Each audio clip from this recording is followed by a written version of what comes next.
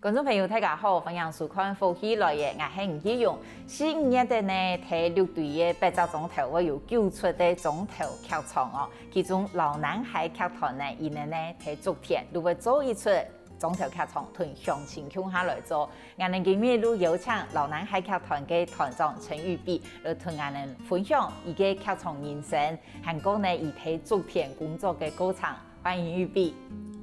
大家好。我是老男孩剧团的团长陈玉碧。玉碧是老男孩剧团的老男孩吗？就是你吗？对，我本人。对。为什么会叫这个名字？然后怎么会起心动念想要成立一个剧团？一开始会选这个名字，我其实那时候比较调皮，我想说我要取一个感觉很不艺术的名字。哦。对，然后我一开始还想说啊，我要来学一些那种流行乐团，取一些容易被记得的名字。然后后来就觉得，我觉得我很幸福，很幸运，我可以在这个年纪我持续做我喜欢的事情，然后我又是一个，我觉得我还没有很成熟，所以我觉得我像是一个男孩的状态，但是我的年纪又不能叫男孩了，所以我就叫老男孩。对。对，然后做剧团其实就是我觉得它太多的原因，那跟我出国念书，还有我在这边的一些教学的背景跟状况有很多的连结，才会促成这个缘分。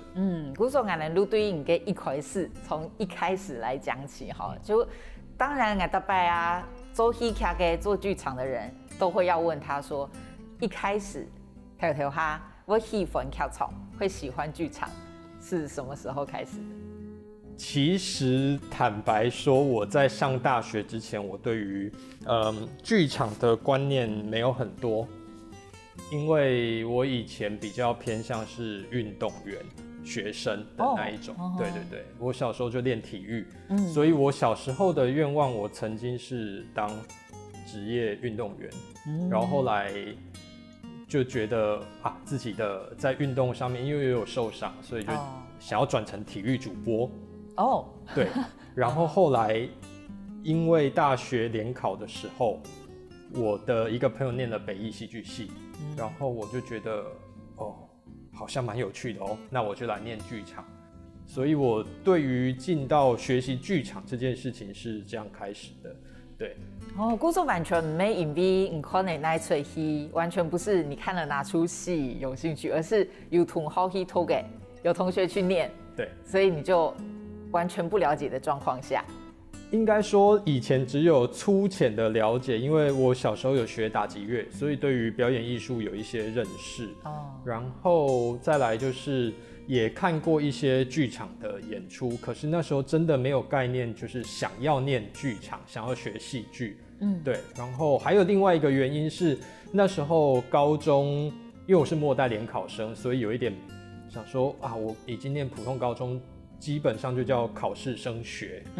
那我想要来读一个不用考试考很多的科系。然后就好，那来念戏剧系。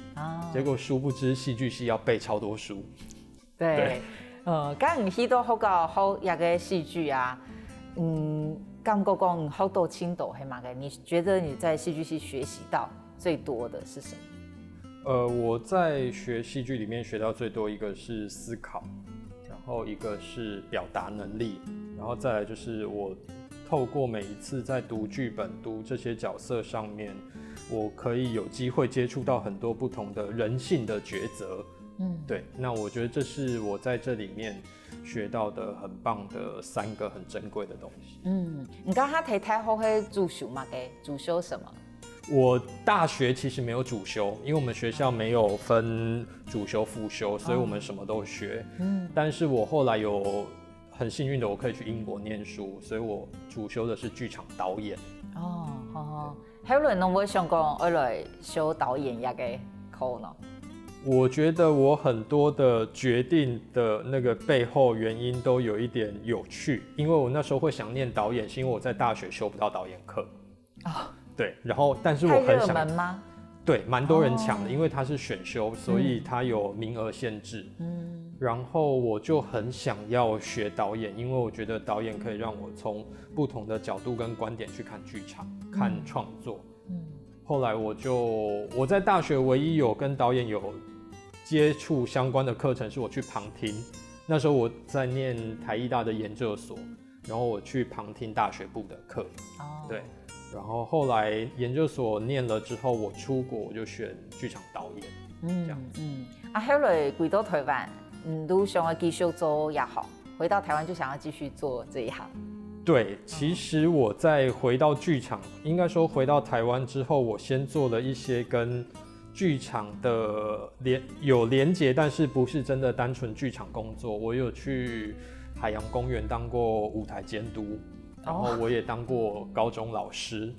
对，然后在那一个过程当中，其实在社交软体上面看到很多朋友还是在剧场界，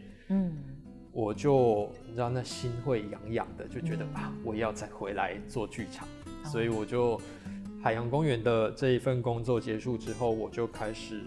回到北部，然后去找不同的机会回到剧场工作。我相信你睇北部的剧场啊，应该有当多投入可以做。你拢会想讲，回到高雄去加来整一家剧团。你在北部应该有很多的相关工作可以做。那要回到高雄成立剧团，那就是完全不同的事哎。对，其实那时候我觉得也是因为在那时候在伦敦生活了2年，我觉得我好像没有一定需要待在台北。对，因为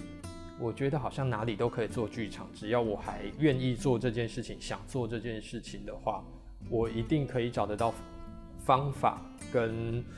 不同的执行的方式去做它。所以我就觉得好，我想要搬回来高雄。然后那时候还有另外一个原因，是因为高雄有春天艺术节，我觉得高雄的艺文环境是在发展的，在慢慢往上爬的。那或许回来我可以有一些机会去跟他们做串联。对。那成立剧团以后，你希望呢？因为冇可能养人，不太可能。好，咁你希望呢团大家来合作，做出想要做的作品。OK， 成立剧团其实一开始我把剧团的定位放在它是一个多元艺术家可以一起合作的一个平台，所以我在做这个剧团的时候，我其实会去，当然主要我会当编导，那我就会去找适合各种不同故事的创作者，然后组合大家在一起。那这些创作者有可能是我有耳闻过，我有看过他的作品，然后我会去想办法认识他们，或者是我原本身边的剧场朋友，那就把大家组合起来。所以它不会是固定的团员，因为我希望可以有更多不一样的刺激跟交流在这个平台上面发生。刚刚你做的第一张作品，做的第一个作品是什么？对，第一个作品那时候，高雄有一个小型的剧场空间叫做院子剧场，然后他刚好办了第1届的表演艺术季，然后我就去参加了。然后那一个作品其实主轴讲的是乡愁，对，为什么会是乡愁？其实刚好也是在做第一个作品之前，那前几年我又是从英国回来，然后又去花莲工作，然后又在台北，然后在台北的剧场工作，可能又去香港、去北京、去各地这样巡回，所以其实一直在跑。那我就想说，我来做一个乡愁这一个作品，因为我觉得它跟我的状况也会有一点像，有时候在外地久了，其实会去想自己的家乡。然后，但这个想这家乡又不是单纯的只是要聊说哦，我好想家，我好想家，而是我们好像都会经历这种过渡跟流动的时候。那这些过渡跟流动的时候，其实是会回过头来看自己的状态。所以第一个作品，然后那时候把作品的名字取叫本车票线当日使用，因为我把故事的场景设定在车站。对，然后车站又是一个最容易有乡愁的地方。对，然后感觉很有趣的作品。对，就一个小小的，然后在一个小公寓里面，然后我就试图把车站，因为我那时候我就坐在车站，然后我就在看车站会有什么样的人，然后我就归纳出3个结论，一个是等待的人，一个是要离开的人，一个是要回来的人。除了车站的站务人员之外，车站就是这3种人，所以我就用这3种人当做角色的主体，然后来写这个作品。刚刚你会设定我一个月做一个作品哈？你会设定自己我多久要做一个作品出来吗？其实当然最一开始有啦，希望每年有一个作品，但是后来有发现，有时候在外在环境它可能会影响比较多，所以后来就会像前3年都固定有作品，然后后来中间休息了2年，那这2年做了一些其他的事情，然后到去年又做了一个作品，这样子。那你再多跟我们介绍你的作品好吗？好，好像那个风格都蛮特别的，对不对？对，因为自己讲特别好像有点害羞，对，但就是我会，因为我很喜欢看新闻，对，所以我都会从新闻上面，或者说从一些书籍上面去找一些想法。那第一个作品讲的是乡愁，第二个作品那一阵子，比较多愁善感一点，对，然后我就写了一个比较文青的戏。那这一个戏其实在讲的东西是承诺，那里面也包含谈的就是比方说常常会，我觉得这也是一个哲学问题，就是我们常会说人跟人的相遇是注定还是缘分，像这样的东西，但这些听起来好像很哲学很文青的东西，是我在面摊吃面的时候，然后就看着隔壁桌的人，我就好像这件事情就在我们生活当中发生，所以我就写了这个作品。然后第3个作品，那时候又不知道哪根筋不对，就是因为在写那一个剧本的那两年左右的时间，刚好是那时候最大的国际事件叫做 ISIS， 所以我就觉得难民这一个议题是我很想要去尝试写看能不能在其中找到一些不同的方向。那其实难民也不见得是真的想去哪里，而是想要重建自己的家，这可能是我们比较没有切入过的观点，或者是大家不会讨论的方向。难怪我想要做主播哈，就是很关心、很 follow 新闻哈，所以曾经会想要做主播这样子。对。然后现在用关心的事情下周一个戏剧的作品，美国奇妙，刚我们目前讲到总头剧场哦，我们聊一下听过继续向玉碧来分享。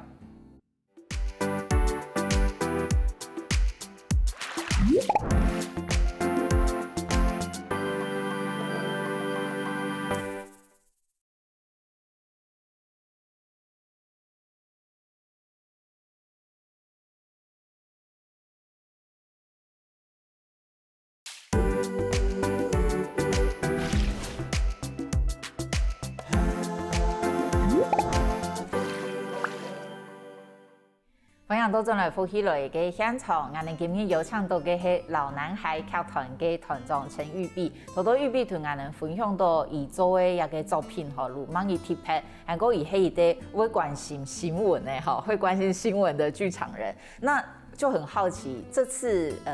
因為玉碧也不是客家人，唔過來到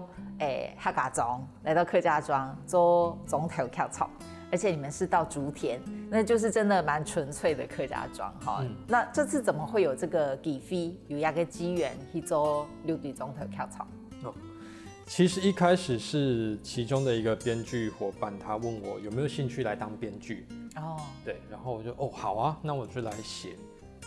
当然一开始我也想说，我是不是要用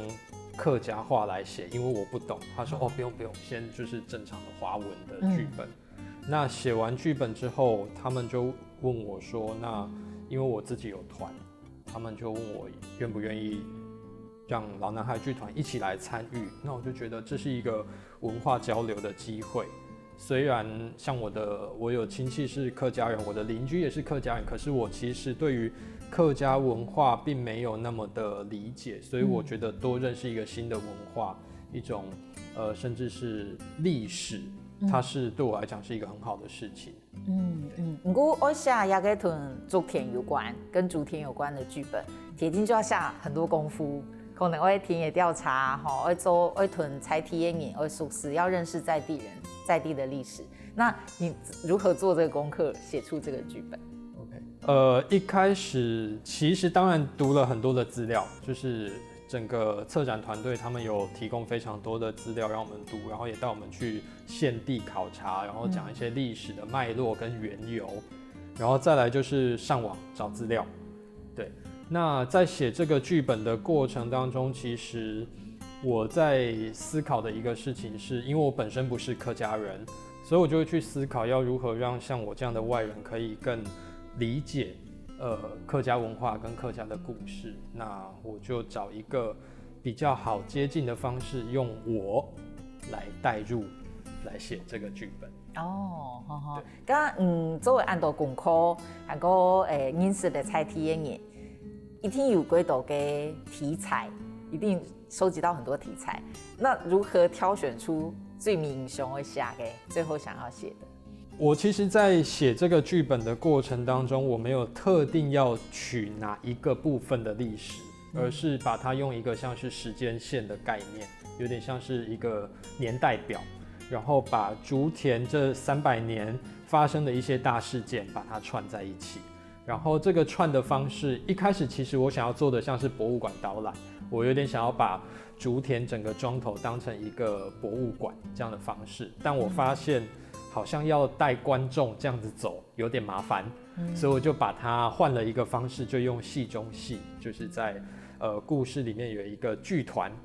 在演戲，在演竹田的故事，用這樣的方法把所有的這300年當中的一些大的或者說有標誌性的事件把它串在一起。哦，청유嘛，給像什麼比較大的事件？比方說，當然很重要的一定就是起義。對，所以這一次的演出地點也是在西市的忠義祠。然後再來在這當中也會提到，因為竹田以前是一個水運陸運的集會點，所以在這個歷史上面的這種繁盛跟人來人往也會被寫進去。那當然還有比較近一點的故事，就像是二戰有一個日本士兵，他最後在竹田離開，然後他的太太就會從日本一直過來看他雪奶奶的這個故事，因為他也是跟竹田當地、跟竹田這個土地上面有一種情感連結。雖然他不是客家，他是日本人，可是他跟客家莊的連結是很強烈的。那寫完了劇本之後，就要跟在地鄉親一起工作。跟亞團工廠很用呢，會很辛苦嗎？這一段過程？其實不會，我覺得，因為像我以前就有做過社區劇場，所以這一次在進到竹田跟地方的大哥大姐工作的時候，我覺得社區劇場有一種生命力跟生命感。那這個東西它是沒有被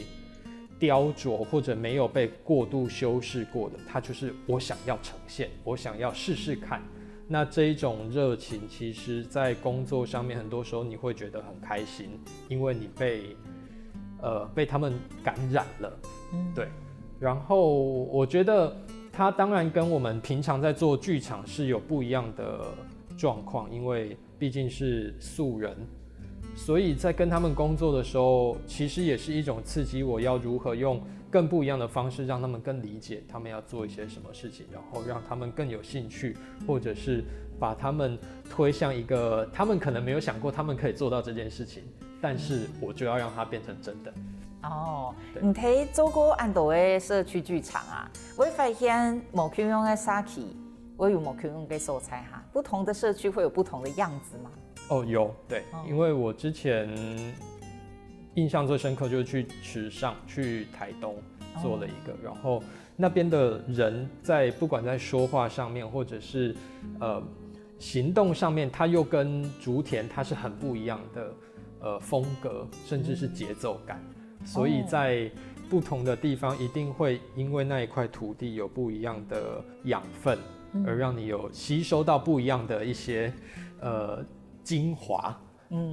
剛剛去到竹田，有發現當地有乜嘅特別的素材嗎？去到竹田，覺得在地的人有什麼特別的地方？我覺得那邊的人很單純，对，那是我到竹田的第一个印象，我觉得也很像。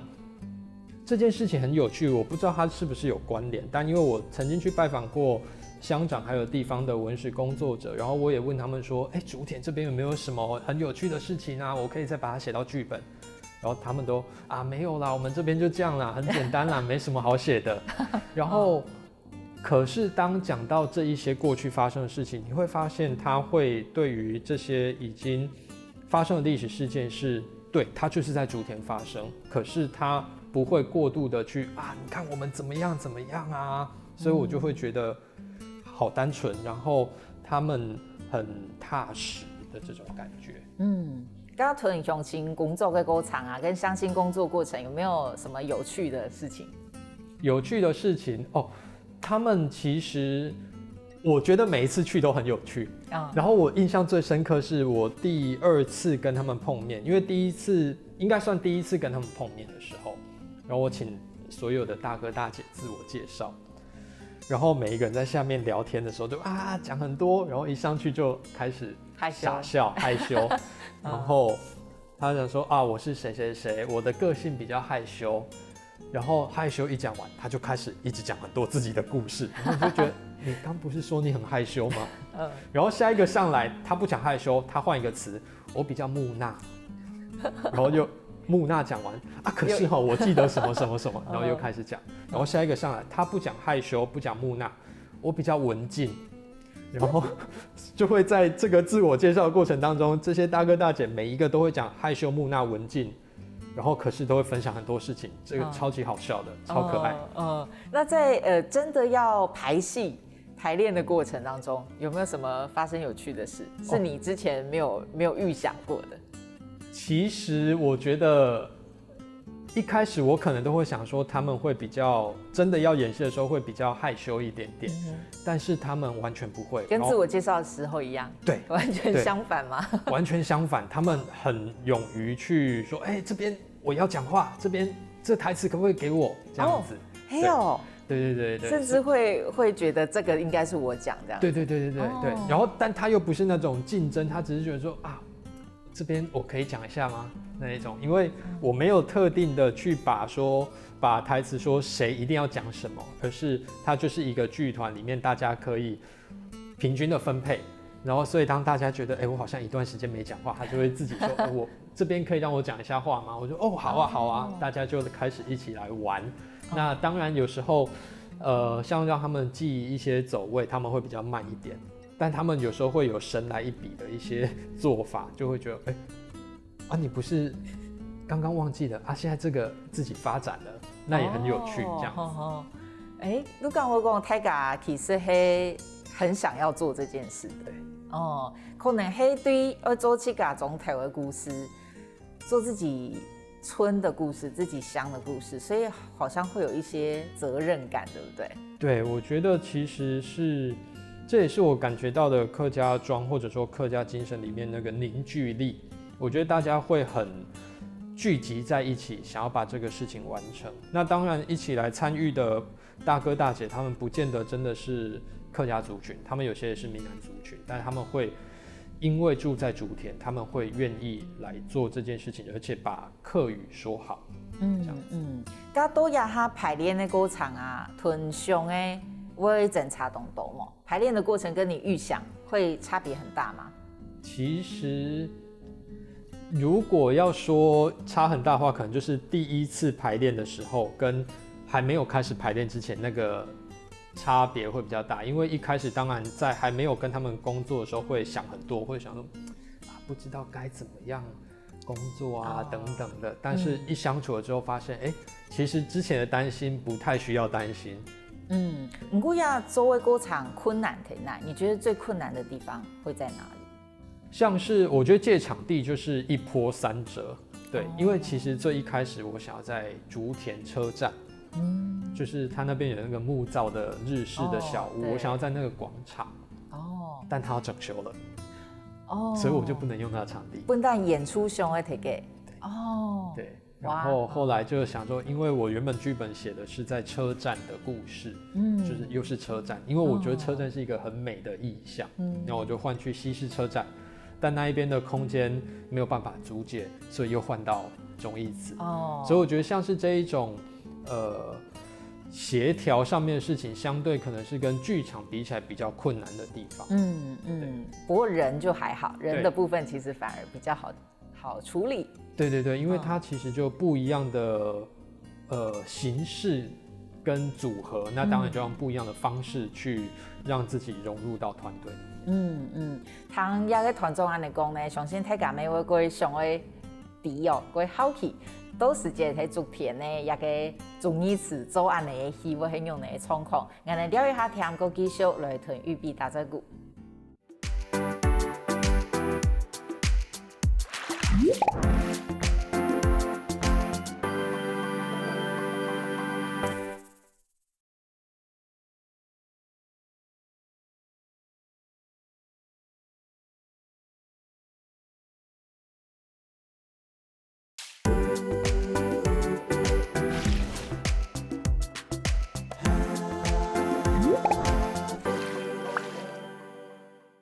分享到这来福喜来嘅现场，我们今日有请到位来宾是老南海剧团嘅团长陈玉碧。多多玉碧同我们分享吼，一百亿呢我睇作田做一个六队总头剧场嘅其中一出。我们还没有讲到这一出剧名很特别，对不对？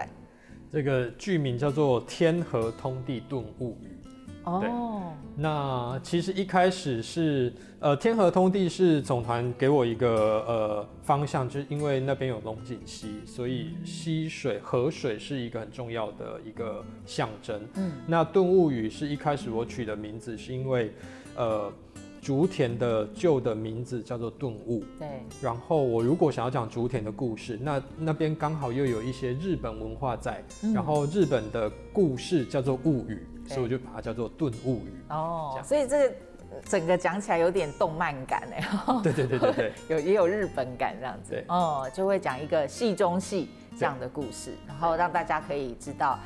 做田亚片发生过哪个事情，发生过什么事情这样。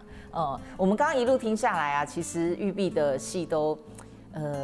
蛮有自己的风格哈。而且你们最近是不是去年吗？是不是也做了一个比较大的制作？对，去年很幸运可以跟卫武营国家艺术文化中心合作了一个演出。那这个演出名字叫做《进口人类新城》。对，它其实主要讲的是新住民如何把一个城市、一个地方当作他的家，然后从这一个议题延伸出来。所以我们找了很多的新住民朋友来当我们的演员。对，那这一个作品其实一开始我们的最大胆的想象是我们要搭一个样品屋，因为我们想要做的事情叫做邀请观众进到他们的家、他们的生活里面。那这是一个不一样的剧场尝试，它比较偏向我们讲的沉浸式剧场。我想要让观众去直接体验这些表演者们他们经历过的事情，他们想要讲的故事。对。那后来因为疫情的关系，我们没有办法让观众跟表演者这么近距离接触，我们就把它改成线上版本。那刚好这2年因为疫情的关系，线上演出是一个越来越多人在尝试的，不管在台湾、在亚洲、在欧美，其实蛮多的线上剧场，所以我们就把它改成线上剧场。那这个进到房子的这件事情，我们就把它转化成台湾现在有很多的房仲业者都会有那种线上的360度赏屋的概念，所以我们就把我们的作品转成这样的形式。因为亚白疫情就是从头都讲国外啊、台湾啊，大家都在讨论线上这件事，因为剧场给演出，我们就是很重视那个当下临在，就是大家是要在现场的。可是因为疫情没办法，你就只得转成线上，所以是不是大家也会讨论那个所谓的线上，铁定不是剧场表演，把它3G 拍一拍，就是你去给熊熊就会，如果迫不得已变线上，而且它好像变一个趋势，我们可以怎么做？对。其实我觉得做线上它可以被想成是另外一种创作方式，因为线上演出它肯定不能只是像把影片丢到YouTube 或者丢到脸书上面这样子，只是按播放键。它必须要去想的是，既然观众只能透过荧幕看，那我可以在荧幕这一层媒介之后，我可以怎么样准备这个作品？不是单纯的只是拍摄，而是甚至它可以怎么样有互动感，怎么样让观众有参与感。对。刚刚其实你也有在英国读书，有在英国念书求学这个经验。那你自己来观察，就是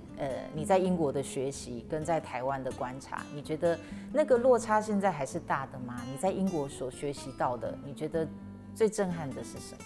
么？我觉得这个落差其实有随着网络的越来越发达，跟资讯的越来越流通，有越来越小。但是不能否认，就是剧场还是一个西方产物，所以他们在剧场上面的很多思想或者很多执行方式还是走得很前面。那我当时去英国念书的时候，对我来讲，其实所有东西都是一个新的刺激跟冲击，因为那是我人生第一次出国。对。那我觉得最大的冲击其实是，身为一个来自东方的学生，我如何在课堂上面勇敢的去表达意见。对，因为这个可能是过往我们在自己的学习经验上面比较少的，但是到那边其实你要试着去表达，人家才会知道你要讲什么。那在表达过程当中，也可以培养你的逻辑能力跟思考能力，然后它就是一个分享。那其实这也是在他们的生活当中常常会有的，比方说在看完戏就会到酒吧，大家就聊着这个戏聊一聊，然后就会无形当中有很多的意见交流。那你可能也在跟创作者、跟艺术家聊，那这也会成为他们一个新的创作的方向来源之类的。你在英国读书，你感觉最大的获得在英国是什么？最大的获得，除了之前就是变得比较胖之外，因为没办法运动，我觉得最大的获得就是让我对于自己有更多的认识。我觉得这件事情，它好像听起来有点哲学，或者说有点难以捉摸。但我觉得，当我身处到一个异地，有很多的东西我必须要靠我自己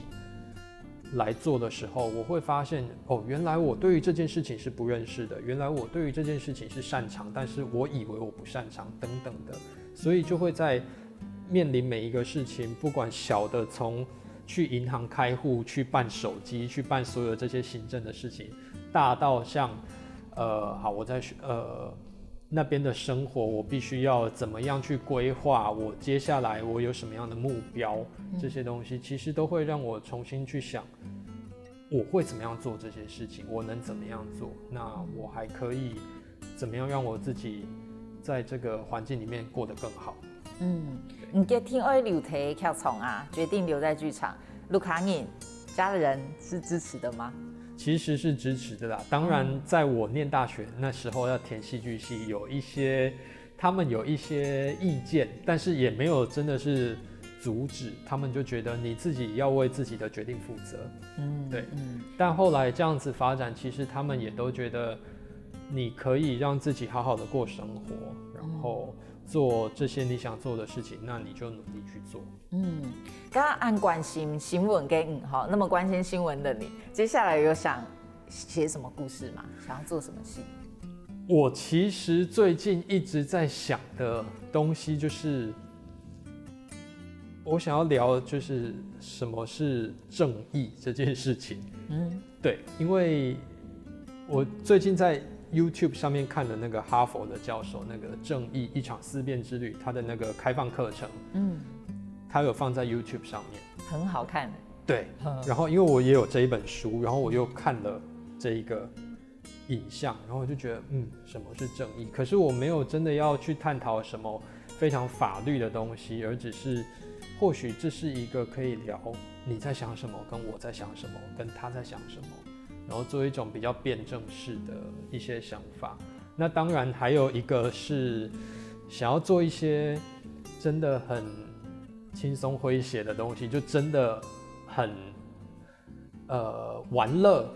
然后但是这个玩乐其实又很生活感的作品。就最近开始要开始手痒了，开始要写剧本这样子。故作没灵感的时间，不会有没灵感的时候。有超多的，超多的。对。然后我发现我没灵感的时候，我会去做一些很日常的事情，就像刚刚讲的，我会去面摊吃面，或者我会去买一杯饮料，然后就坐在路边，我就看着人走来走去，然后他可能做了某件事情，我就会开始在想他背后的故事，就是可能甚至比方说他，讲话，在走路，然后讲电话停下来，然后脸色变得凝重，我就会开始在想他那通电话在讲什么，然后就会去想，或许这是一个可以写剧本的方向。做剧场挺有成就感的地方在哪？你做剧场最有成就感的地方在哪？让我认识蛮多人的，我觉得这件事情是蛮有成就感的一件事情，也让人认识我。对，所以我觉得这个人跟人的交流是很棒的。然后，当然剧场也让我去了很多不一样的城市跟国家。所以我觉得这个是让我觉得很幸福，也觉得很有成就感。就是我想要坚持，我想要做的这件事情，真的可以让我有一些我想要，还有我能够得到的东西。到最尾，观众去看一个竹田的总头剧场《天河通地顿物语》，你希望本大家看到吗？想要让大家看到什么？在这一个《天河通地顿物语》这个作品里面，其实我希望让大家可以很亲近的，然后很有参与感的去接触这一个作品，然后接触，更重要是接触地方文化，接触竹田，接触六堆，因为我觉得它都是属于这个土地上面的故事，尤其它又在一个这么有意义的300年的这一个系列活动里面，那他当然会希望的是可以有更多人认识客家文化，认识六堆文化，甚至认识竹田这个地方。所以我在做这个作品的时候，我真的就是我一开始先从一个我是观光客，我要怎么进去的这个方向，所以我把我自己放到跟一般观众比较同样的阶层去看这个作品，去看这一个故事。今天非常感谢玉碧同安的分享，嘅剧场人生，还有一个竹田的总头剧场，非常感谢玉碧，谢谢。谢谢主持人，多谢大家。我是老男孩剧团的团长陈玉碧，在4月23、24在竹田西市忠义祠有《天河通地顿物语》的演出，希望大家都可以一起来竹田走走看看，谢谢。多谢，加相信我们三人谈论欣赏，好好运通。